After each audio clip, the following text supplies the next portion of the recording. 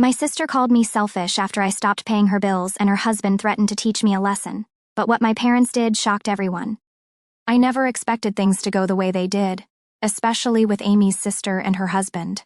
I mean, for 7 years I had been helping her pay her bills. 7 years. I paid their rent when they fell behind. I paid for the kids' school clothes, sent extra money when there was an emergency, and helped with everything in between. I didn't really think much about it. I figured she's my little sister, you know? You take care of your family. Meanwhile, her husband Matt was always off doing God knows what.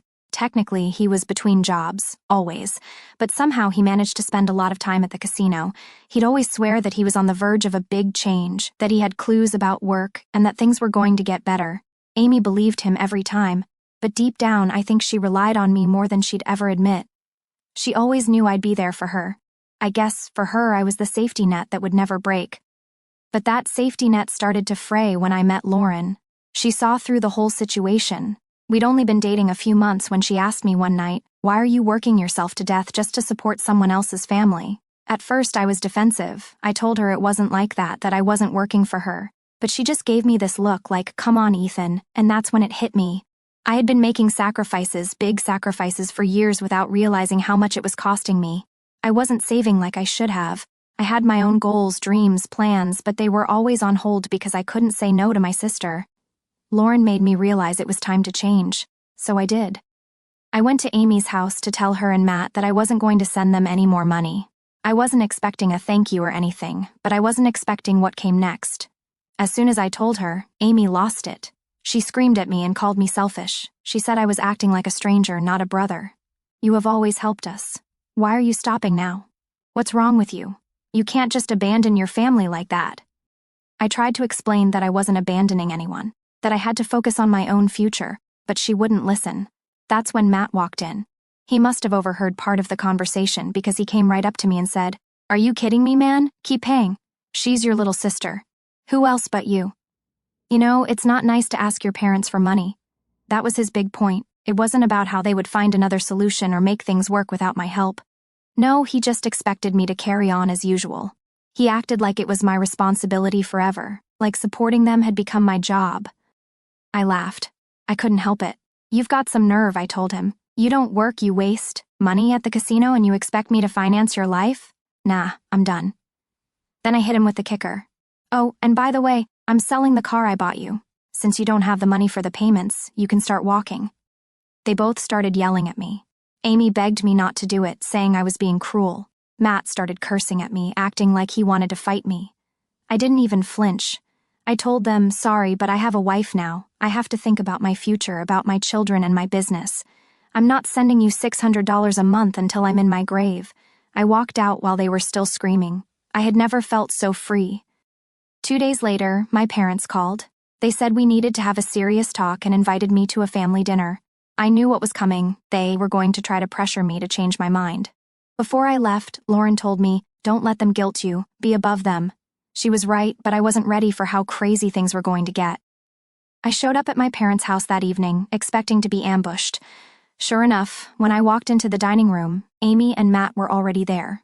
My parents were sitting quietly at the table, as if this was some kind of intervention. The tension was thick enough to choke on. Amy wasted no time. "Ethan, you can't be serious," she began, her voice shaking. "You really want to sell our car? How are we supposed to get the kids to school?" Matt jumped in, trying to play the victim card. "We're struggling, man, you know that. You've always helped us. What's changed? You've got plenty of money. Why can't you help a little longer?" I leaned back in my chair and shook my head. "Plenty of money?" I asked. "You think working 60-hour weeks, giving up my weekends, and not taking vacations means I have plenty of money? You have no idea what it takes to keep things running on my end." "You're acting like a stranger," Amy snapped. "Not a brother." Matt followed with his usual nonsense. "You're being cold, man. Family doesn't turn its back on family." I looked at my parents, who were still sitting there in silence. I could tell they were waiting for me to just give in. I had always been the good son, the one who didn't rock the boat. But this time, I wasn't going to cave. "Here's the deal," I said calmly but firmly. "I'm picking up the car tomorrow. I've got a buyer lined up, and once that's done, I'm out. No more money, no more bills, nothing." That's when Amy broke down in tears. She began begging our parents to intervene. "You can't let him do this to us. Please, Tell him he can't just leave us. I thought my parents would take her side. My dad cleared his throat and finally spoke. Amy, Matt, Ethan is right. The room fell silent. I couldn't believe it, neither could Amy or Matt. What? Amy gasped. You used him, my mom added. It's not right. He's done enough for you. It's time for the two of you to figure things out on your own. Matt's face turned bright red. He stood up and pounded his fist on the table. Are you serious? You're really going to cut us off like this? After everything? Everything? I repeated. Matt, the only thing you've done consistently is lose money at the casino and make promises you can't keep. You want support?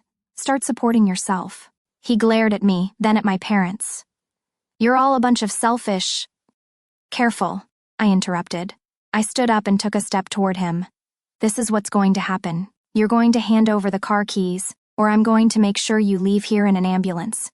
Your choice. Matt froze. For once, he didn't have a comeback. He reached into his pocket, pulled out the keys, and threw them on the table. Smart move, I said. Amy was still crying, but my parents weren't moving. My dad crossed his arms. You need to leave now, both of you. You can't do that, Amy cried. You're our parents, and Ethan is our son too, my mother replied. You've used him long enough. Matt looked like he was going to argue, but he must have realized he was outnumbered. He grabbed Amy's arm and they both stormed out. I heard them muttering as they hailed a cab. After they were gone, the room felt lighter. My parents finally seemed to understand how bad things had gotten. We should have done this years ago, Dad said with a sigh. I'm proud of you for standing up for yourself, Ethan. It was the first time I'd ever heard him say that. I wasn't expecting it, but it hit me harder than anything else that night. The morning after the family dinner, I went straight to Amy and Matt's house to pick up the car. I half expected them to try some last-minute stunt, but when I got there, Matt was just standing on the porch with his arms crossed, glaring at me like he wanted to burn a hole through my skull. He didn't say anything as I took the keys from him and got into the car. Amy wasn't even outside, maybe she couldn't face it. I started the engine, rolled down the window, and gave Matt one last look. This was never supposed to be a permanent arrangement. You should have planned for this day. He didn't respond, just clenched his jaw and watched me drive away. I sold the car later that day, handed the title to the buyer, and felt a small wave of relief. Another piece of their entitlement gone. But of course, people like Matt and Amy don't back down that easily. My phone buzzed that afternoon. It was my mom. I could hear the tension in her voice. Ethan, we need to talk, she said. What's going on? I asked, although I already had a sinking feeling. Your sister and Matt have been calling us nonstop since this morning. They're threatening to cut us off from the kids. I pinched the bridge of my nose. Let me guess. They're saying that if you don't convince me to keep sending them money, they won't let you see your grandchildren anymore? Exactly, Mom replied. They're trying to hold the kids over our heads like leverage. Matt even had the nerve to tell us that if we don't stop you from selling the car and cutting them off, we'll never see them again. I wasn't surprised. Matt was predictable, always using manipulation and threats to get his way. What did surprise me was how calm my mother sounded about the whole thing. Let me talk to him, I offered, already getting heated. No need, my dad cut in, taking over the call. We've got it covered. There was a calm steeliness in his voice that I hadn't heard in a long time. They think they have the upper hand, but they're forgetting one key detail. We're the reason they even have a house to live in. I froze. Wait, what? You didn't know? Dad said. About 5 years ago, Amy and Matt couldn't qualify for a mortgage. We co-signed, paid most of the down payment, and have been quietly helping with the mortgage ever since. If they pull this stunt, all we have to do is stop paying and the bank will take the house. I sat back and let it sink in. All this time, I thought I was the only one keeping them afloat. Apparently, my parents had done just as much, if not more. What did they say when you told them? I asked. They freaked out, Mom said, and I could almost hear her smirk. Amy started crying and said we couldn't possibly do this to them. Matt tried to bluff, saying we'd never go through with it. But when we made it clear that we could and would foreclose on the house, they quickly backed down. Damn, I said, laughing. You really gave them a reality check, huh? We had to, Dad replied. They've been taking advantage of us for years. It's about time they face the consequences. For the first time in a long time, I felt like we were all on the same page. My parents weren't going to let Amy and Matt manipulate them anymore, and neither was I. Good, I said. They've been getting away with it for too long. After that call, there was silence from Amy and Matt. No more angry texts, no more guilty phone calls. I guess they realized their threats weren't going to work anymore. Still, something told me this wasn't over. People like Matt didn't give up that easily. There would be more games, I just didn't know when or how. But at least this time I wasn't facing it alone. A few days later, my mother called again. I expected her to tell me that Amy and Matt were still sulking, but what she said took me completely by surprise. "Ethan, your dad and I have come to a decision," she began. "We're selling the house where Amy and Matt live." I sat up straight. "You're what? Seriously?" "Yes," she said. "We talked about it and agreed that they need a real wake-up call. We're going to sell the house and give them $10,000 as a cushion, just enough to get back on their feet. But that's it. No more handouts. They're going to have to figure out how to make it on their own from now on." For a second, I thought I had misheard. My parents had always bent over backwards for Amy. I'd never seen them put their foot down like this. I mean, these were the same people who had quietly co-signed for her house, paid bills behind the scenes, and made excuses for her and Matt's behavior for years. "Well," I finally said, "I didn't expect you to go this far." Mom sighed. "We should have done this a long time ago, Ethan. We thought we were helping them, but all we did was make them dependent on us. Matt has become lazy and entitled. Amy won't stand up to him because she's always had a safety net. It's time for them to learn what it's like to be responsible for themselves." "And you're really going to give them 10 grand? I asked, still trying to process. "Yes," Dad chimed in. "It's a gesture to show that we're not abandoning them. We still care about them, but they need to know that respect and gratitude aren't optional. If they want to keep their relationship with us, they have to stop taking advantage of everyone." "Damn," I muttered. "You guys are going nuclear on them?" "We have to," Dad said firmly. "They didn't take us seriously until we threatened to sell the house, and if they pull another stunt, we're prepared to cut ties completely." Frankly, I was impressed. My parents had finally reached a breaking point. They weren't just supporting me. They were sending a clear message that Amy and Matt had burned too many bridges. It felt good to know that I wasn't the only one holding them accountable anymore. "So, when are you going to tell them?" I asked. "Tomorrow," Mom replied. "We're going to give them the $10,000 and explain that once the house is sold, they're on their own. No more money, no more bailouts. They're going to have to learn to budget and live within their means." I couldn't stop smiling after that phone call. For the first time in years, I felt like my parents had my back. They weren't falling for Amy and Matt's guilt or manipulation anymore. They were taking a stand, and frankly, it was about time. Later that night, I told Lauren what had happened. She grinned and said, "See? Your parents are stronger than you thought. They just needed the right push." Next, Amy and Matt have a complete meltdown when they hear the news. Let me know when you want that part. The next day, my parents called a meeting with Amy and Matt to break the news. I wasn't there, but I heard all the juicy details afterwards. Mom didn't sugarcoat anything when she recapped the meltdown for me later that night. Apparently, it all started out civil enough. Amy and Matt showed up, probably thinking this was going to be a negotiation. Maybe they thought my parents would apologize and offer more money to make things right. They had no idea what to expect. Dad didn't waste any time. He told them in no uncertain terms that they were selling the house. As soon as those words left his mouth, Amy lost it. "What? You're selling our house? You can't do that." "This is where our children live," she screamed. "You don't own this house, Amy," Dad reminded her. "We do, and we've decided to sell it. We'll give you $10,000 to help you move and start over, but that's it. After that, you're on your own." Apparently, Amy started crying right then and there. "You're kicking us out? How could you do this to us? We're family." Matt was furious. He jumped up from his seat and started pacing. "You can't do this. You think you have all the power just because you pay the bills? That's not right. We have children to think of." Dad didn't flinch. "You should have thought about your children before you spent all your money gambling and relying on us to keep you afloat." Mom chimed in. "We've supported you for years, Matt. It's time for you to take some responsibility. We're done financing your lifestyle."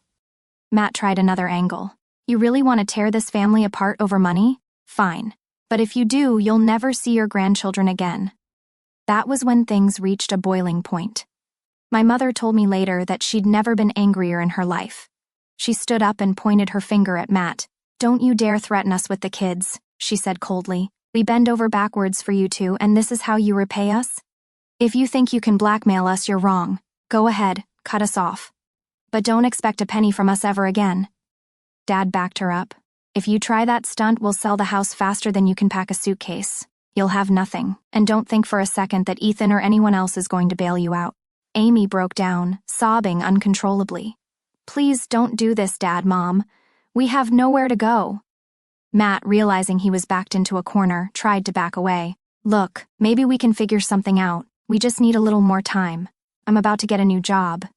Spare us the excuses, Dad cut him off. We've heard it all before. You've been making promises for years, and we've been giving you chances. We're done. Amy was hysterical now, begging my parents to reconsider. She begged them not to sell the house, saying they couldn't survive without help. But my parents were adamant. They told her they were doing this to teach her and Matt a lesson, to stop them from dragging everyone down with their irresponsibility. After a long, tense silence, Matt finally threw up his hands. Fine, he muttered. We'll take the 10 grand. But don't expect us to come crawling back when the going gets tough. We won't, Dad replied calmly. But if you ever want to have a real relationship with us again, you'll have to earn it through respect. Mom told me that after they left, she and Dad felt drained but also relieved. It was as if they'd finally broken free from years of manipulation and guilt. When she finished telling me all this, I shook my head in disbelief. I can't believe you actually stood up to them like that. I mean, damn, I'm impressed. But damn, Ethan, she admitted. It wasn't easy. But it had to be done. They'll never learn if we keep bailing them out. We had to draw the line somewhere. I'm proud of you both, I said. You finally did what had to be done. Hopefully this will be the wake-up call they need. We hope so too, Dad added. But even if it doesn't, at least we won't let them control us anymore. And neither should you. That was the moment I realized something important. I wasn't just free of Amy and Matt's control. My parents were too. They had finally broken the cycle. A few months went by, and things finally started to settle down. After all the chaos of selling the house, Amy and Matt had no choice but to adapt. They moved into a small rented apartment across town. From what I heard, Matt finally got a job, nothing fancy, just a warehouse position. But for once, he was working consistently. I admit, I didn't expect him to stick with it, but so far he has. My parents have been true to their word. They haven't given Amy or Matt a dime since that final showdown. It's been hard on them, no doubt, but they're getting by. I think being cut off from the easy money has forced them to grow up. Then, out of the blue, Amy called me. I hadn't heard from her since the night I took the car. At first, I didn't know what to expect. Maybe more drama, or maybe another attempt to make me feel guilty. But to my surprise, she sounded different, calmer, almost modest. Hey Ethan, she began. I just wanted to apologize. I didn't say anything for a second, letting her continue. I've been thinking a lot about the way I treated you. You didn't deserve the things I said to you. You were always there for me, and I took advantage of that. I'm really sorry. I could tell she meant it this time. There was no hidden agenda, no sob story, no manipulation, just a genuine apology. Thank you, I finally said. I appreciate you saying that.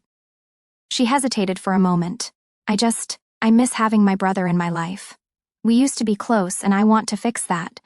I know things have to be different now, but I want us to have a normal relationship again. I took a deep breath and let the words sink in. I wasn't mad at her anymore. Not really. I'd already moved on from all the resentment. But I knew things couldn't go back to the way they were. There were limits now, and I wasn't going to play the role of fixer anymore. I miss having a sister too, I admitted. But things have to be different. I'm here if you want to talk or catch up, but I'm not going to support you financially anymore. That part of our relationship is over. I know, she said quietly. And I'm not asking for that. I just want to start over. It felt good to hear those words. I knew it wouldn't be an instant fix. We had a lot of years of bad habits to undo. But it was a step in the right direction. We've been talking again since that phone call, slowly but surely. We're rebuilding our relationship. Amy is more grounded now, and honestly, it's a relief. It feels like I have a real sister again, not someone who just sees me as a bank account. As for Matt, I don't hear much from him. I'm okay with that. As long as he keeps working and stays out of trouble, I don't really care what he does. He's Amy's problem to deal with now, not mine. My parents are happier too. Without all the stress of constantly bailing Amy and Matt out, they've had more time to focus on themselves. They've even started traveling a bit, something they always put off before. We've all learned some hard lessons, but I think we're better for it. And me, I feel free. My life is my own again. I'm saving for the future, growing my business, and starting a family with Lauren. It took years of frustration and a hell of a lot of drama to get here, but I'm finally in a place where I can breathe. Family is complicated, always, will be. But for the first time, I feel like we're all finally moving forward.